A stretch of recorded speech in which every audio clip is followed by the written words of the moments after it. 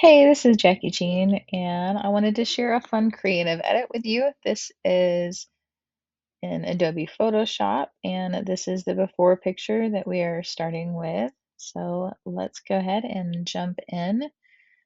I'm gonna first just kind of straighten out my horizon a bit more, and I'm totally okay. I'm gonna be losing a little bit off the top, but we're gonna recoup that. All right, so now what I'm going to do is I'm going to grab my crop tool over here on the left side. And if you don't know where your toolbar is, you can go to your window and just scroll down and just select tools, and then you'll be able to see all those tools in your workspace. All right, so I'm just going to extend my crop here. And we'll just do it a little bit, not too much, like so. And now I'm going to grab my rectangular marquee tool, and I'm just going to select this one section right here.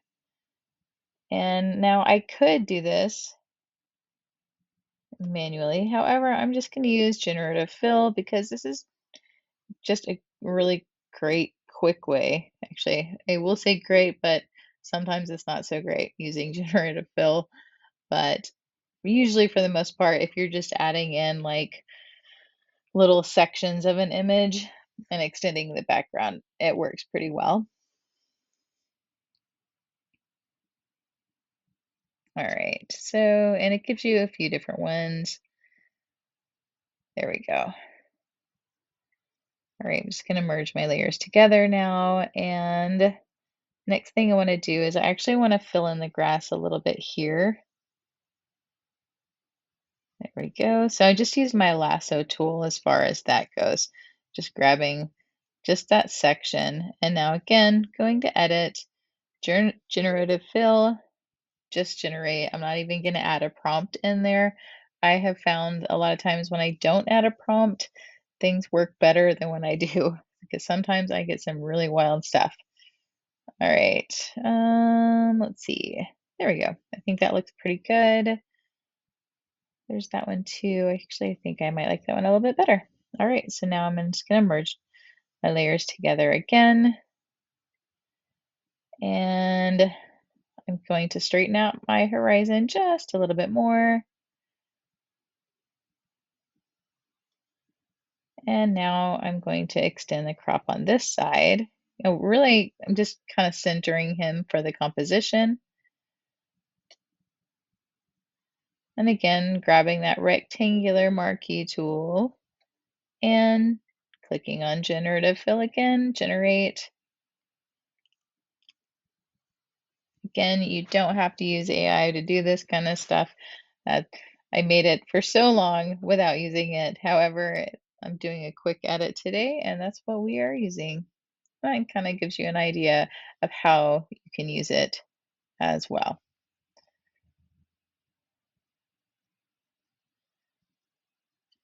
All right, so merge our layers together, and now I'm going to go to filter and camera raw filter. So we're just going to open that right up.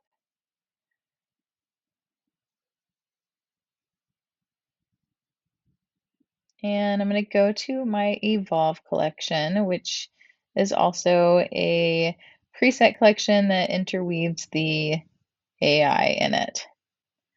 So let's see. I'm going to go to clean tone.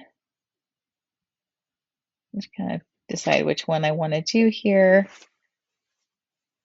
So let's do clean tone number 1. And the cool thing about these presets is you can adjust that, the opacity of it. So I'm going to do about 50% there. And now I'm just going to scroll down, and we're going to go to brighten subject. I'm going to do brighten subject 2. And just continue to scroll down. And now we're going to go to the sky background section, and we're going to go to lower exposure sky 2. Bring that down. Right, and I can see a little bit of a line where we added that sky with the AI, and that's the bad part of the feature because sometimes it'll produce those lines. So we'll just need to go back and correct that. All right, so I like that.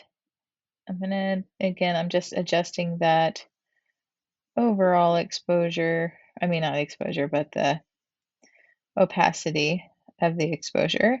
And I want to just mask off some of it. So I'm going to go over here to my mask section. I'm going to select mask 2 and now select subtract because I'm just going to subtract some of the areas of that preset that I don't want to affect on it. Grab my brush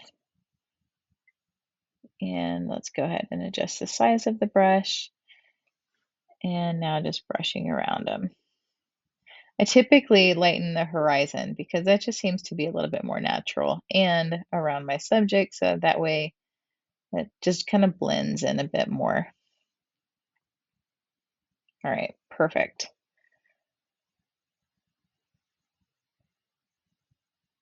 All right, I am liking how this is looking. I'm going to go ahead and just overall exposure, just bringing that up a bit more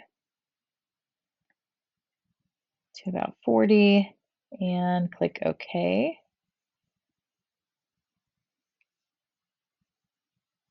Oh, actually, let's go ahead and go back into the Camera RAW filter and we can just get rid of that line with that little remove tool right here. So you can see sometimes it works, sometimes it doesn't. I'm just gonna play around here. And the reason why I'm kind of making it squiggly is because then it'll affect and kind of match all these sections, but it gets rid of that one line and kind of blends it in a little bit more.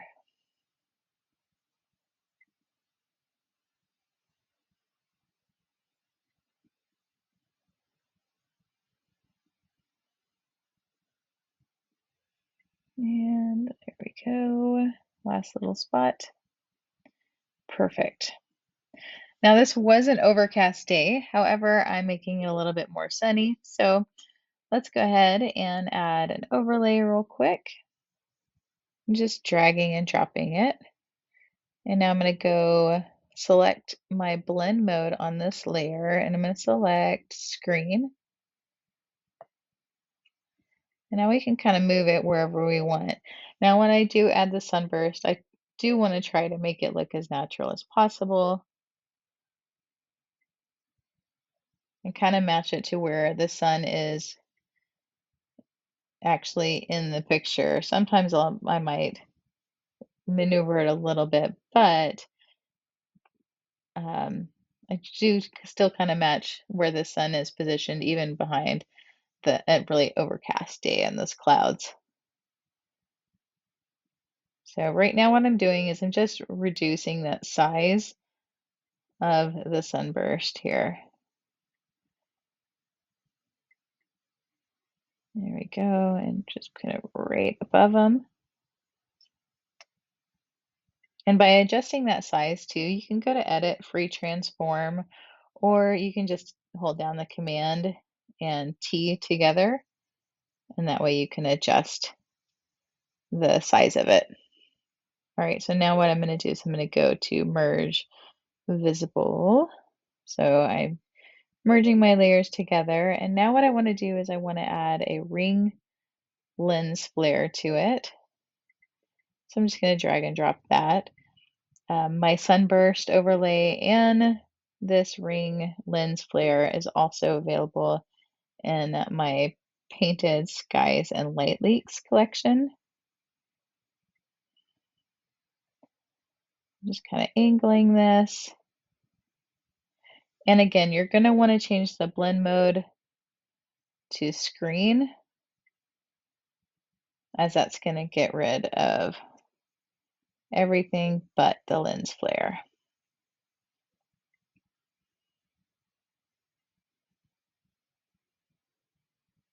All right.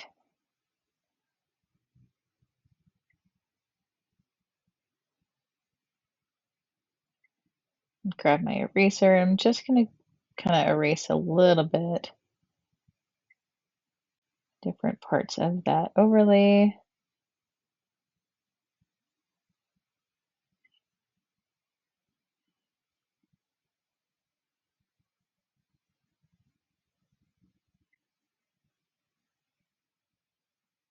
Again, I'm always about trying to make things look natural and kind of blended in as best as I can, even if it's going a little bit crazy with that lens flare too, adding a little extra something to it. So let's go ahead and flatten the image. And now I'm going to go back to my Camera RAW filter.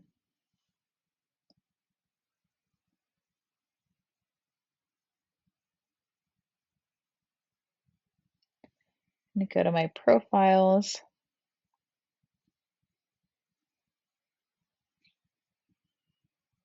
And I'm just kind of thinking I might want to add a little extra pop with this. So with the profiles, I can just, it's like basically just a one-click edit, as you can see here.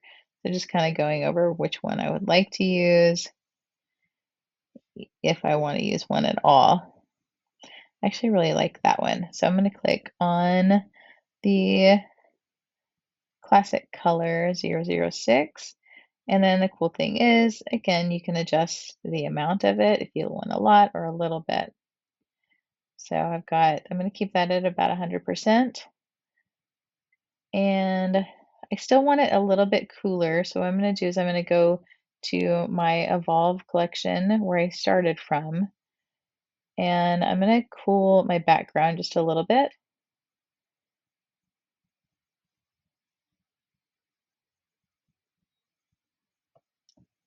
Just like that.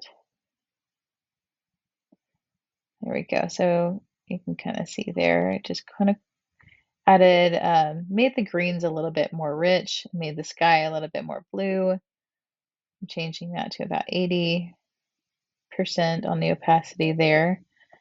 Click OK.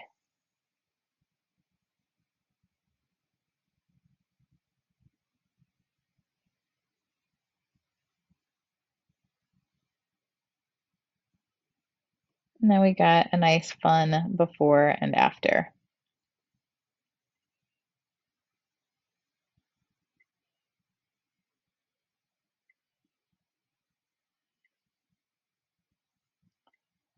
And again, so I used my Evolve. I hope you enjoyed that edit. Again, I used my Evolve collection, then the Sunburst and Light Rays from my Painted Skies and Light Lakes collection, and then finished it off with one of my profiles from my Portrait Workflow collection. So again, I hope you enjoyed this edit. Hope it gives you some fun, creative ideas to edit with as well.